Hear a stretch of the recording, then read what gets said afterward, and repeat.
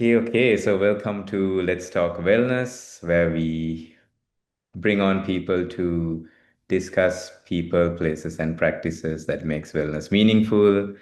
Today, I'm joined by Manu, a wellness industry mentor and a consultant over 15 years of experience in the field. Manu started as a yoga and a holistic practitioner, leading retreats and working with renowned wellness destinations like Six Senses, Kamalaya, Samui. During his corporate career, he led a retreat department that generated nearly 1 million euros in revenue. In 2024, Manu made the transition to independent consulting, where he now helps wellness professionals and retreat leaders build sustainable brands with authentic marketing approaches. He specializes in working with yoga studios, retreat centers, and wellness practitioners who want to grow their business while staying true to their values. Manu, let's begin and welcome to Let's Talk Wellness. Thank you so much, Jude. It's my pleasure to be here with you. I am excited to share, and to bring some value to your community. I love it. I think we came across each other online when we were both talking about retreats, and that's the synergy in that space I very much love because when you are building very similar communities, you can either compete or collaborate. And I love your approach in collaboration. You reached out um, just to engage in a conversation to make sure that we can really help each other out. And that's why we are here. And I'm so excited to have this chat.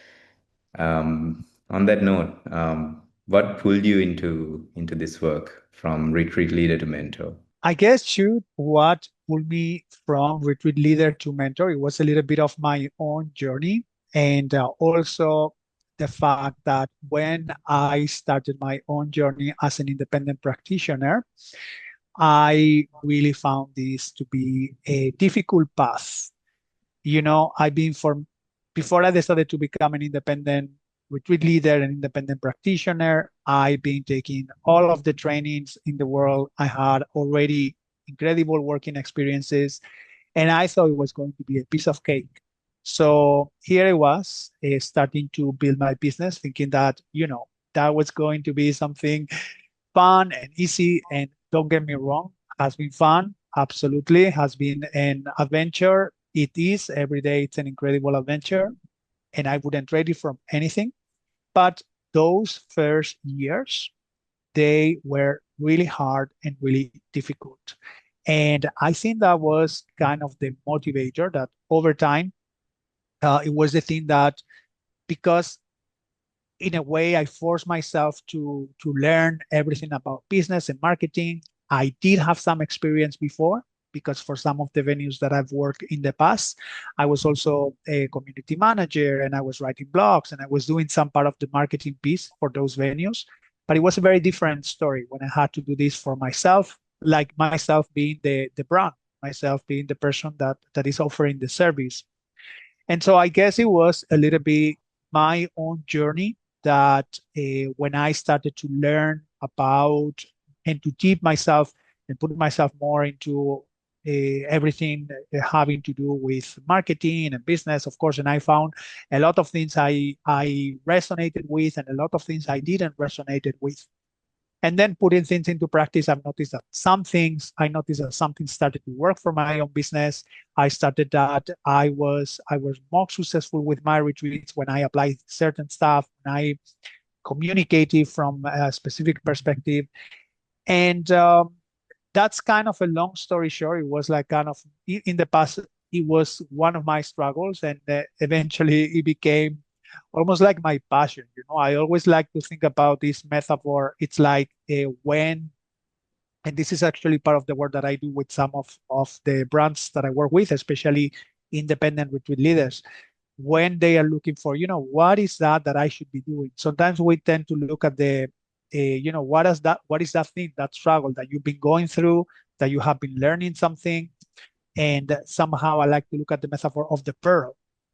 How in nature, an oyster, It's supposed to be there, like having their own life, and then there is a little grain of sun that enters the oyster, and it becomes like something which irritates. Actually, it irritates the oyster, and that is what makes that around this grain of sun, the oyster start creating a little bit of I don't know exactly the English word. I think it's nacre.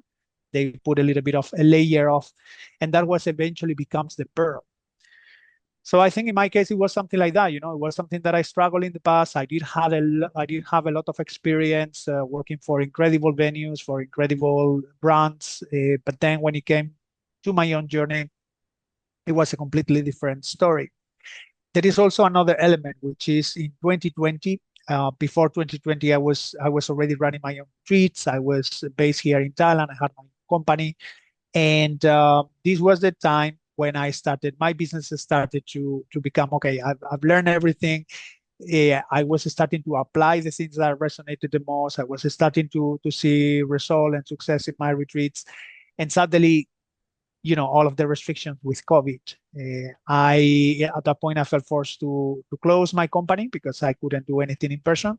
But fortunately, I was already doing something online before COVID. Some of my clients who would come to my retreats, they wanted to continue practicing with me, so we were already doing Zoom sessions.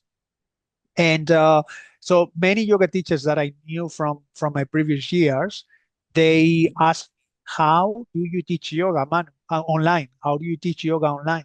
Because they saw me on the previous years that I was already announcing my online yoga classes. There were not many people doing that. And so I think that was also like a kind of the shift because then I was like, okay, I think I'm going to really work more with yoga holistic practitioners because at the end of the day, these are the people that I really connect with and the people that I really like to work with. And what started as how do you teach online became how do you market your services online? Because remember, after the years of 2020, everyone was online, so suddenly became like a huge like everyone was there basically. And so that was the time when my own students, my own people that I was working with, they were asking me, Manu, how okay, now, yeah, I know how to teach online, but how do I actually market my services? And it was also like, so it was, I guess it was a little bit part of my own journey, but it was also the part of, what my students, the people that I was working with, what they were needed at the time. Does Mhm. that answer your question, Jude? Yes, yeah, yeah. I love what kept coming up for me was mentorship is always about helping people with their struggles, their pain points. And, when people come to you asking, how are you teaching online? And it's more about how do you market yourself online. And having done that, I think that's to me that sounds like that's what you help them with, and that's what you do still to build their marketing brands, because it's something that you and I both know, being in this industry, that's one of the biggest pain points. How do I tell a story? How do I tell my story? What how do you do this? Like, what's your process in making someone who you help realize about meaning, how to create meaningful retreat designs, how to create meaningful brands? Let's talk a little bit about, maybe deconstruct your process on helping others to find meaning. So there are different aspects when I get to work, especially if when I were to work with any of my clients. I have different people and brands that I work with. Some of them are independent coaches. Some of them are retreat leaders. Some of them are brands like small hotels or small retreats that they want to bring more retreats to their venue or they want to bring retreat leaders. I work with yoga teachers that are selling teacher trainings. So if I have to group all of them under one umbrella, I would say they are wellness brands. And no matter the type of brand that I work with, I always work from the first thing that we do, or one of the first things that we do, depending on the person. Sometimes we also look at their offers and make sure that the offers are on point. But one of the most important things and foundational things is the messaging. This is one of the biggest uh, roadblocks that I see with everyone, most of the people when they come to talk to me because they want to work with me. Most of them are in that situation where they already have been putting content out there. They already, some of them have mastered just like kind of putting reels, making carousels. They are great. But what the problem that they have is like, Manu, I've been doing this for a long time. I am almost burned out. I am putting content out there. But when it comes to people asking for my offers, I hear crickets, basically. No one is asking for it.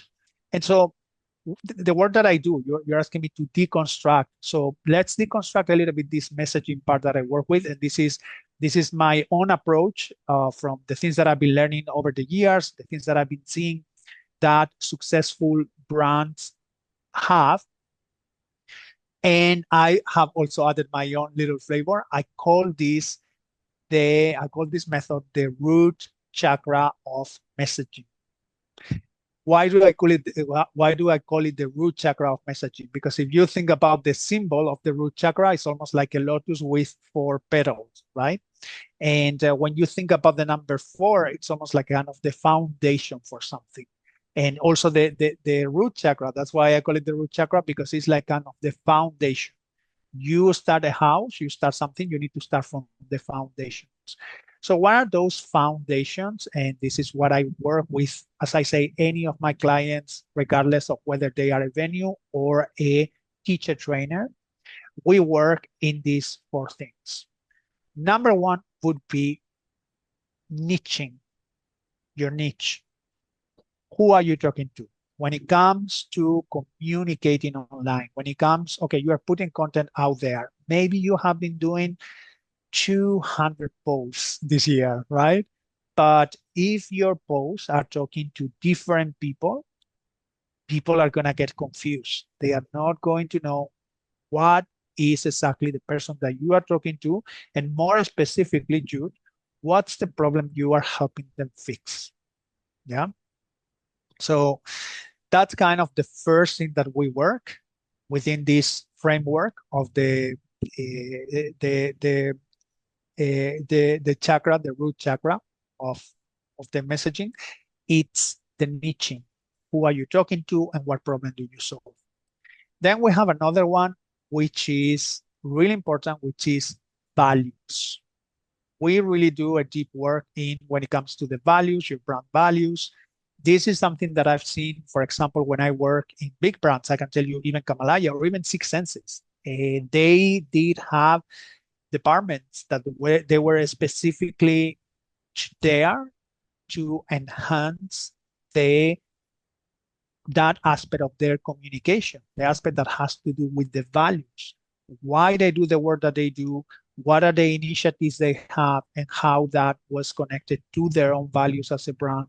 So imagine if this is important for big brands, for big wellness brands. In particular, we are talking about the wellness, right? And usually people who are interested to wellness are people who have a, how would I say, they have a little bit more sensitivity towards this thing. They are heart-centered people, usually people that have that interest to wellness. So if huge brands do that, imagine an independent practitioner or a small brand.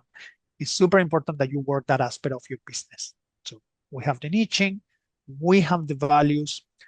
The other part that is important that we work with my clients is the authority. Okay. And I know this sometimes can be a little bit of a intimidating word, especially when it comes to yoga practitioners, small brands, some of them that are starting right now. And you think about the authority, and it's like, oh my gosh, I feel that this is a little bit intimidating. How can I consider myself an authority on something? But when I get to work I haven't found yet the case that I get to work with any of my clients. And as I say, I have a wide variety of people that I work with. Some of them are even new yoga teachers. And we always get to find why they are an authority in what they are working with, in the message that they are communicating, in the work that they do. So it's a matter of really pinpointing that and to really showcase that with your messaging. Yeah. So niching, values, authority, and the last one, the other aspect that we look, it's I call this empathy. And this one, there is an amazing way to showcase, and it's my favorite way to showcase that empathy. And it's basically this is communicating to your people, the people that you have chosen in the first place to work with, that niche. You really need to understand these people and from different perspectives, from a psychological level, from an emotional level. And it's not only enough with understanding these people, and this is part of the big work that you do with the niching work, but it's also about communicating that in a way that the other people that is on the other side and they are receiving the message that you are sharing, they feel like, oh my God, this person gets me. So I call this empathy. Part of the work that I do with my clients is we work with the framework of the hero's journey, which is one of the most famous frameworks when it comes to storytelling. And when you look at the movies, like the very famous movies like Star Wars or any great story, and Joseph Campbell was the person who came up with this model with the hero's journey. And this person was studying all of the epic stories around the world. And he realized that there were different aspects, that they were very similar and they were parallel in all of the stories. And so this is the story that we do with my clients. We make something that is compelling, something that uh, makes sense and puts together the work that they do and why they do the work that they do. And most importantly, that the other person, the receiving end, they really also, it creates also that work of empathy. So it makes so that the other person, when they hear this story, they feel like, oh, wow, this person really gets me. And I'm not talking, when I say about creating a story, Jude, I just want to make it very clear. I'm not talking about making something up, or even, even when you are working with your authority. I'm not about creating something that it's not real, because really, you don't want to do that, but also you don't have to do that. You don't need to do that. I know for many people, as I say, some of them who are starting, they are like, Manu, but I don't have much in my own story. I don't have much in my own trajectory. But then when we start digging in, oh my gosh, a lot of things come up. And so this is kind of the foundational work that I do when it comes to messaging. This is how I break it down. These are the four aspects that, yes, for sure, we're going to be working. Does that make sense, Jude? That makes a lot of sense. Again, I think it goes back to the the the level of mentorship that you offer is always unveiling, surfacing their pain points. I love this thing that you said, like people come to you and say that they don't have the hero story, they don't have enough to offer, and then it's your work to actually dig in and make sure that yeah, they do. There is a story to tell. I also love how the first three parts that you mentioned, the niching, values, and authority. These are, to me, it's all about filling your own cup, and empathy is okay. Now, how can I relate to others suffering, which is the magic of wellness and well-being experiences. If you don't relate, you're not going to create a sustainable wellness brand or a personal brand, because at the end of the day, we are here to help others to transform their pain. I want Totally. to, I want to then And I talk. want to make it, oh, Sorry. sorry. No, tell No, me. I want to say just one quick thing. I want to make it very clear because I like what you say about how some people come to me, they think they don't have a story, and then we did together. I'm gonna tell you, I'm the first one that have done that as well, not by myself because I couldn't do that by myself. As I said, when I started my business, I felt like, it's gonna be a piece of cake. I'm gonna do it, but actually, it was through working with other mentors and through learning that I was able to also work on my own foundation, my own messaging.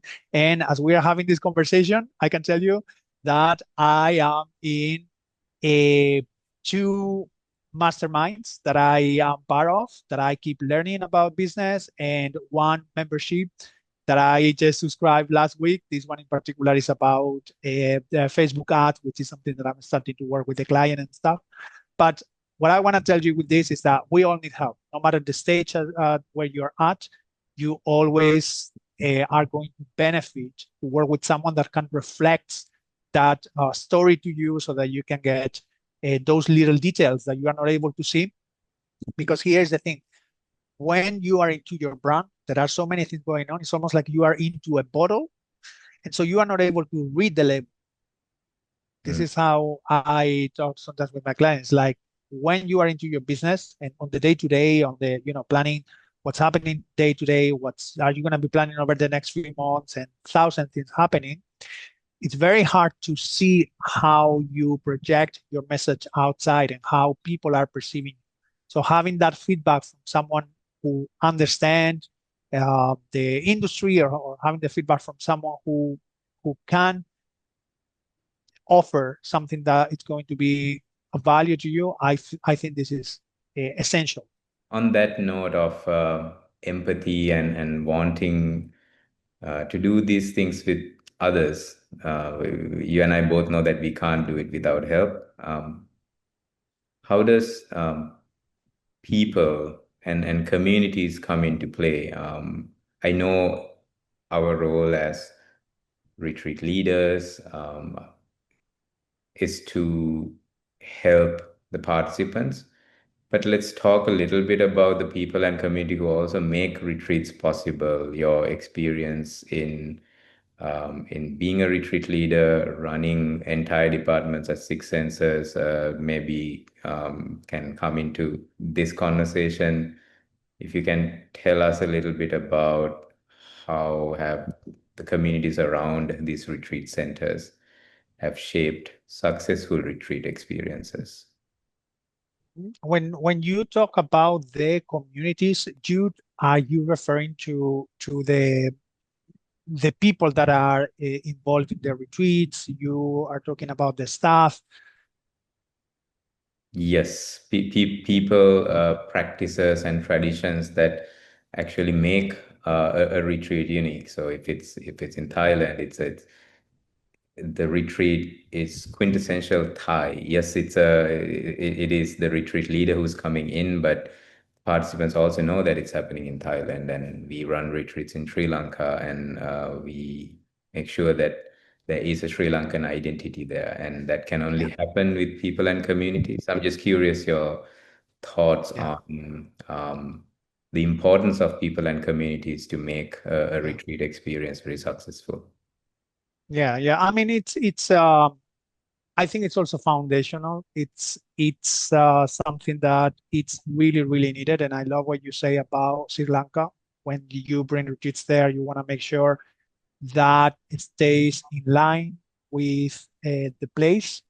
In fact, I think this is there are different aspects when it comes to community, right? One of them could be the place, which is the one that you mentioned. You are running a retreat in Bali, and what we have been a little bit tired of seeing is just like kind of going to Bali, and then bringing people to Bali, and then doing the same things that they would do in whatever part of the world that they come off. I think this is not the way you would do a retreat if you want to take the best out of it. When it comes to traveling and international retreat, I think this is one of the very important aspects is that, okay, you chose to go somewhere, some specific part of the world. Why so? And not only why so, why are you going to that place, but how can you tie that into the retreat itself? Why are you going to that place, that venue specific, to that country specific? And how can you also make that this experience, it's also in a way a cultural experience as well. You're going there for one reason, and therefore then you want to also tie that up into the whole experience itself. So in there, I would think that the communities around the venue or the location are really important because they are going to shape the whole experience. For example, if I bring a group here to Thailand and I'm gonna make them to my favorite venue, I know that in that venue, most of the people that are gonna be working there are Thai locals. I want to make sure that people who come to my retreat really get to, they get really to know what the country, the people that are behind the scenes doing this work. I think this is really, really important to integrate into the whole experience themselves. Going out and really connecting with the local communities, local markets, what's happening around this area. I think this is something that will, and especially for those who are planning to do a retreat, to create a retreat experience, I think this is one of the aspects, community aspects, that sometimes might get a little bit ignored, but actually it can make a huge difference when it comes to the final retreat experience. That's for sure. So I guess this is one of the aspects of community. There is another aspect of community that has more to do with what you have to bring to the table. What is that thing that you are specifically teaching? I'm thinking about right now, I'm thinking about the retreat leader themselves, right? You want to organize a retreat. What kind of people, what kind of community are you going to be um, offering this experience to? And why to these people? This is really important as well because there is nothing worse than running a retreat where, because it wasn't clear who this retreat was for, you end up with having a group of people that are completely different and that have, not that they are different, but um, and this is always going to happen. Of course, when you run a retreat, there's going to be people that are going to click and connect better with one another and so on. But you don't want to have a retreat experience when people, none of the participants is like kind of connect or resonate with the other person. And this is something that I've seen. I think these days is something that is more difficult because many people, most of the people these days are marketing their retreats online. And when it comes to marketing your retreats online, I think you need to be very clear on what's the community you want to reach for your retreat. But in the past, I'm talking about pre-2020, I've seen some retreats where, they were not really well marketed in terms of teaching and in terms of what community they want to reach. And they ended up attracting completely different people. And it was like a little bit of not the best retreat experience I've seen. I I I think this happened in the past because pre-2020, there were not many retreats going on. There were retreats, of course, but it wasn't such a huge market as it is today. But yeah, I think this is another important aspect when it comes to community is what community do you want to create around your retreat in terms of the participants? What is that thing that you guys all are up for? And what is that thing that you are going to accomplish together during the retreat? Mm. This is a little bit how I see community when it comes to retreats. I love that, and I couldn't agree more that that's so important. I have also run a few retreats where it was a total mismatch. You can't seem to get um, the community bonding right because I didn't put Yeah. that effort into into really finding out who's coming. I just wanted to sell tickets. This was the beginning of my retreat leadership. Um, is this what like building a good marketing funnel is that a part of it? Really understanding who is coming through that funnel. If you can maybe talk a little bit about the foundations of building a soulful marketing funnel, that would be great. Yes, I think this is especially part of I would say part of the thing that we talked before, the messaging, the foundation, especially when it comes to the niching, when it comes to the values. I think there is where you're gonna like kind of filter the people. But yeah, when it comes to funnels, I am happy, of course, to also talk about and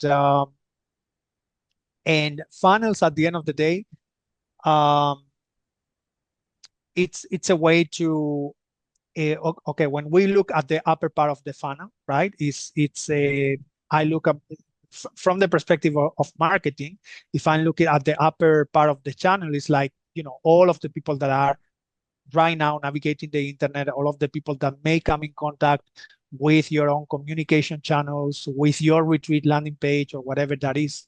And so I think when people come in contact with that, what makes the work of filtering, I would say, it's what we talked before about the foundation of your messaging, which is the root chakra of messaging. This is what it makes the work of filtering people. Then when it comes to your own marketing channels for your retreat, when someone gets to connect with you because they landed on your website, because they landed on your social media, whatever that is, and they get to to receive that information from you, coming from different perspectives, as we saw, and they connect and resonate with the work that you do, then the question, and this is also part of the work that I do with my clients, is like how do we do so that we invite people in a respectful way to take the next step? How do we invite them to take the next step? There is one thing, you that I've seen sometimes, and I like to bring it here today because somehow when we are building a retreat brand, when we are building a wellness brand, and there is a part of us, yeah, I'm talking in general, but we feel like people should be listening to us because we have so much to share, we have so much to say, but actually we feel almost like people own us attention because we are putting so much effort and we are making so many reels and we are making so much content. But actually, I would turn that on the other way and say, how do you actually earn the attention from people? This is kind of one of the first also parts of that fun, you know? How do you do so that people actually really get interested in what you do? How you invite them to take the next step with you so that they come into your world? And also, how do you invite them to your offers? This is also another important part of the channel, of the funnel, because whether we like it or not, at the end of the day, when we are building a business, when we are building a brand, there is a part, 50%, it's helping people solve their problems, but the other 50%, it's also making money. And I know there is a stigma. I know, especially within the yoga community, there is a stigma around money. It's almost like, oh, you shouldn't be making money because money, blah, blah, blah. At the end of the day, if you are building a business, you need to come at peace with the with the fact that if you want to run a business, you need to make money. It is what it is, and so therefore, the only way for you to make money is through your offers. So your offers, at the end of the day, they are also part of that funnel that we are talking about. Yeah. So does that make sense? You give me a little bit of feedback. Yeah, that makes a lot of sense. I'm fascinated by how you're just narrowing the funnel, which makes sense, and I think a lot of the the people who will listen to this also resonate with this pain point of, money making. I think we can do an Yeah, entire talk separately on that. But you make total sense. Continue. yeah. There is another thing that I want to share about this funnel because I this is another roadblock that I see sometimes, or something that um, some brands, when they come to work with me, one of the things that we get to look at is the alignments between the content that they are putting out there and their offers. Because here's the thing, at the end of the day, yes, you may see my Instagram and you might see that I put a lot of content out there. When I go with clients, some of them they like to put more content, some of them they don't have the capacity, and that's okay. But what I always make sure is that okay, we are not here to be influencers, okay? And don't get me wrong, I don't have anything against influencers. And if you want to be an influencer, that's great, that's fantastic. But what I want to make sure when we look at the whole funnel, when we take a step back and we look at the whole funnel, what I want to make sure is, okay, at the end of the funnel, it's your offer because, it's where people, you are attracting people and you are bringing them to your offer. How do you look to the alignment so that everything that you are putting out there, it's connected to your offer? Every piece of content that you put out there, I don't mean that for each and every piece of content you need to be talking about your offer because that would scare people away and that would get people bored. But how any piece of content that you are putting out there, how does it tie into your offer? And there are many different ways to do that in a way that doesn't feel that like you are a a tele a tele a promotional, talking all the time about your offers. There's gonna be times, probably there's gonna be times if you work with me, there's gonna be times when we're gonna do some launching and you have a new offer or you have an offer that you want to position in the market. Okay, they're gonna say, okay, it's gonna be time to do a launching of this offer and it's gonna be time for making noise and to talk about the offer. And those specific times, you're probably gonna feel like a infomercial, that's for sure, and that means that you are doing a good job. But there are also times when you are not specifically selling the offer because maybe you are in between launches or for whatever different reason. But still, how do you still communicating so that the whole funnel, even though you are communicating something about your value, something about your venue, even though you are communicating something about what you believe in, how that how does that tie into your offer? Does that make sense?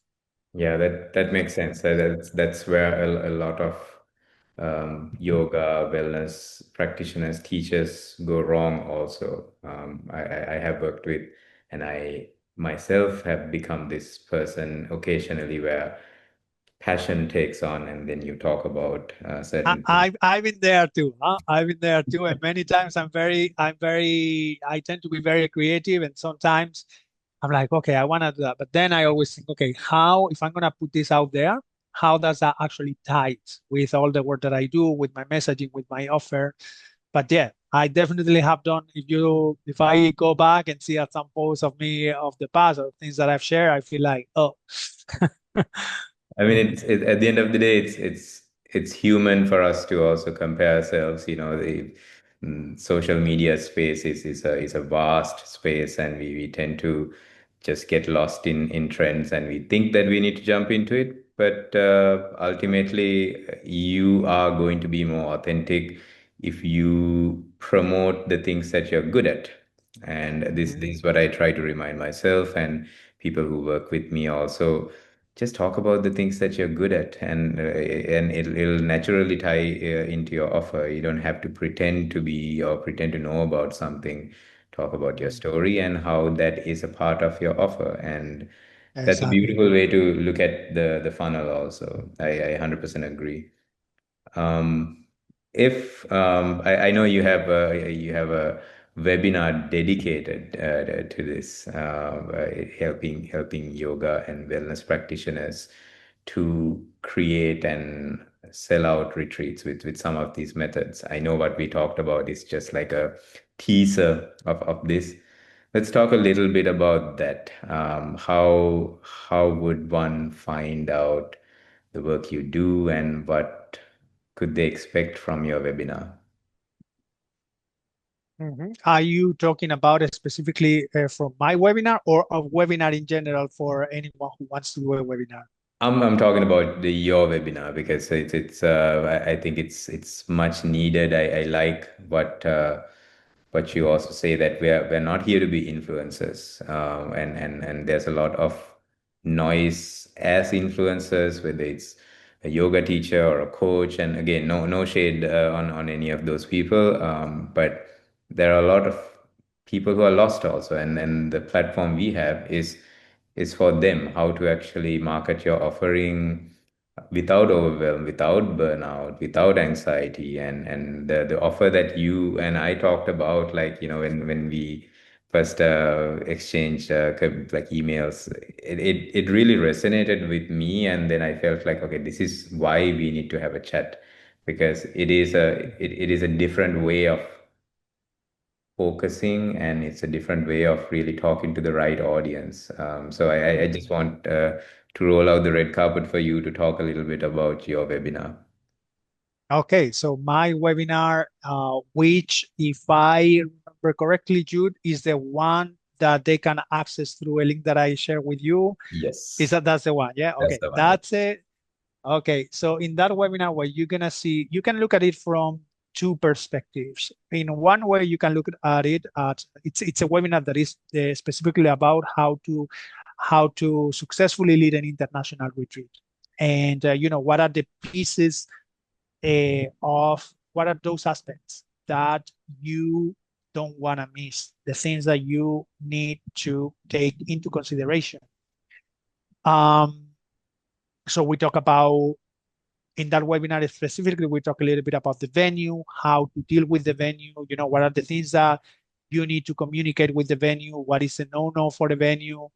We talk about money as well, and how to price your offer, so on. And of course, we also talk about marketing and stuff.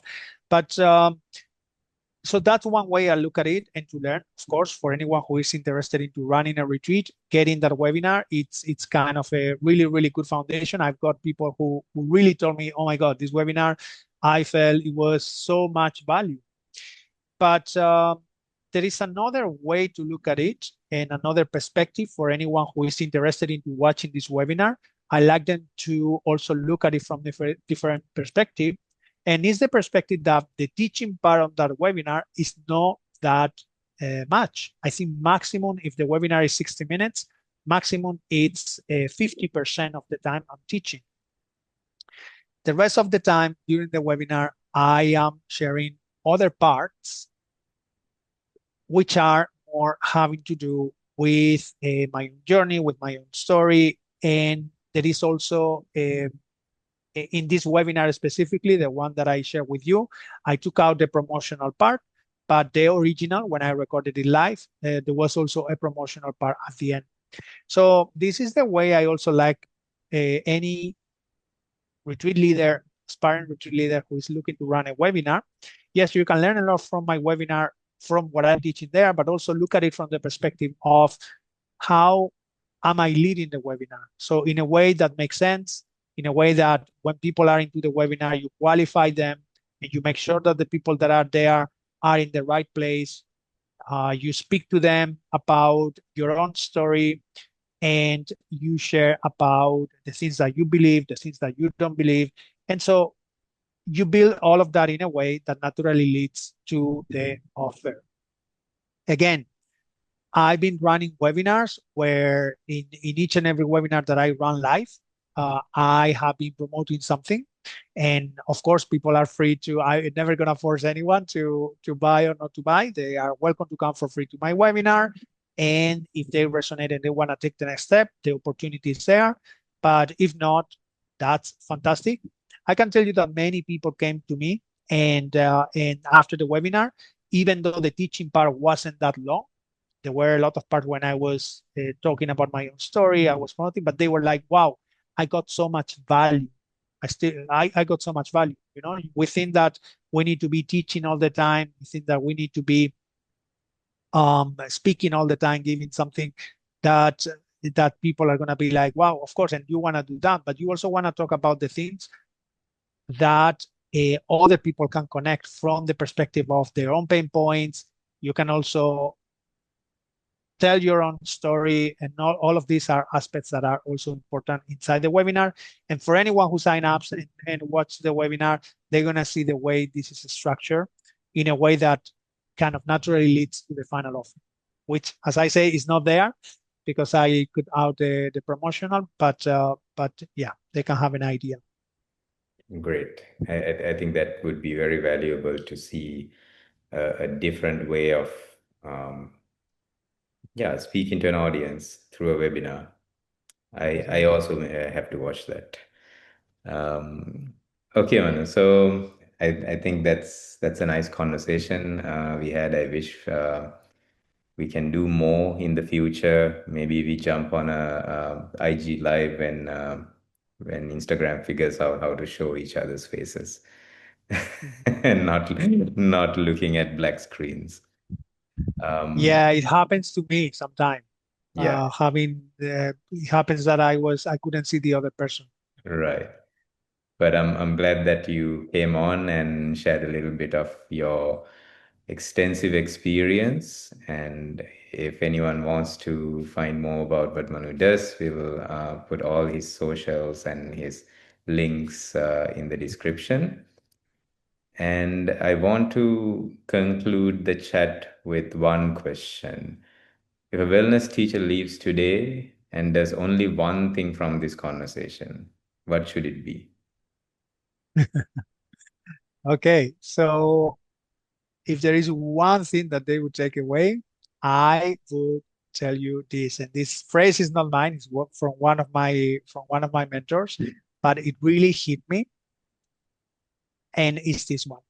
I basically borrowed this from my own mentor, which is marketing, because I know yoga teachers, holistic practitioners, retreat leaders, they tend to wrestle with marketing a lot.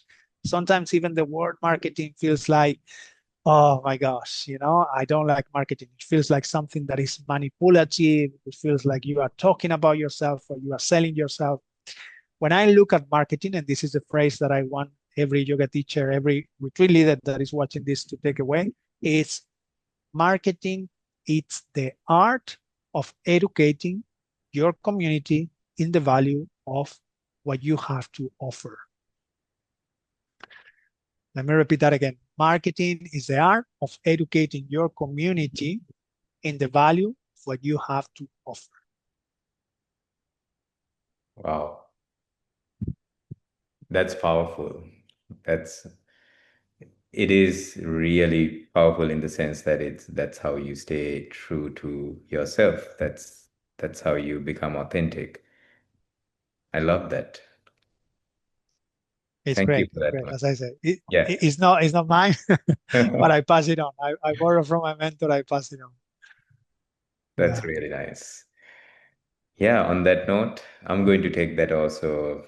I'm going to borrow that into my teachings and my learnings. But on that note, absolutely. thank you, Manu. Hope to be in touch and collaborate on bigger, better things with you. And thank you for your time. And I will talk to you soon. Thank you for joining us. Thank you so much, Yuri. It was really nice. It's my pleasure to be here, and yes, looking forward to reconnect with you again. All right. Have a good one. Have a good day. Bye.